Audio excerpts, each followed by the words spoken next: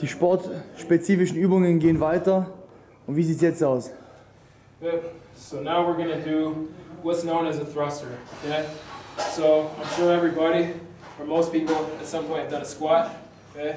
Or if you've done an air squat, you're going to go just below parallel. Okay? All right, so now what we're going to do is a thruster. I'm going to put the weight in my hands, but just to show you what a thruster is, I'm going to go down into my squat. When the weight is a little bit heavier, it's a little bit harder to get all the way down. But again, if you want speed, you need to work on full range of motion. So get down as far as you can, okay, in your squat.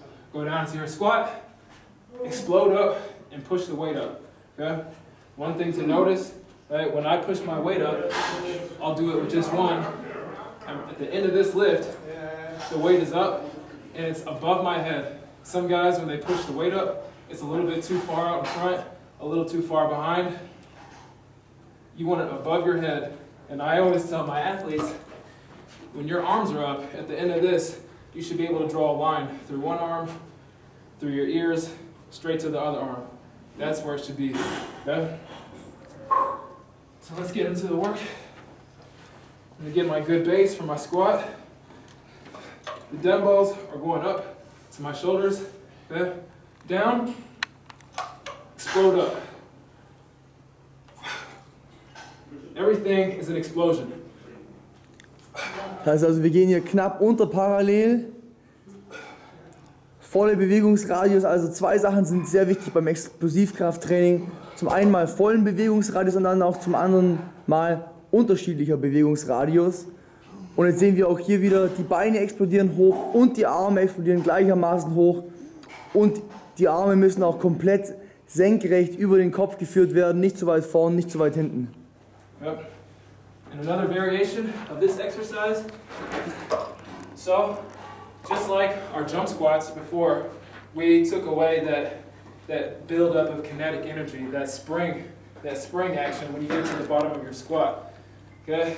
So what I'm going to do now is, in order to take that away and work more on my explosion from a dead stop, I'm going to sit down on the bench, still with my weight, and here, I'm really exploding. So you're going to have to work a little bit harder now, okay? And there's going to be more work being done with your posterior again. You'll feel it in your hamstrings and your glutes, because you're going to have to work the posterior to get to the position to be able to explode. Also hier setzen wir uns auf die Bank und es hat eben den Vorteil, dass wir dann sehr viel mit unserem Beinbizeps arbeiten müssen. Und das ist ein sehr unterentwickelter Muskel bei den meisten Sportlern. Oft ist eben nur der vordere Muskel, der Beinstrecker, gut aktiviert. Und hier können wir jetzt auch nicht die kinetische Energie verwenden. Das heißt also, wir müssen wieder aus dem Nichts raus explodieren. Können also diese Kraft, die man von oben nach unten normalerweise mitnehmen würde, nicht mitnehmen und müssen nochmal komplett von neu anfangen und aus der Bewegung raus explodieren.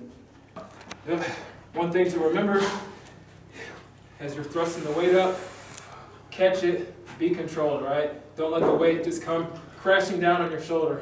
When you go up, control it down, okay?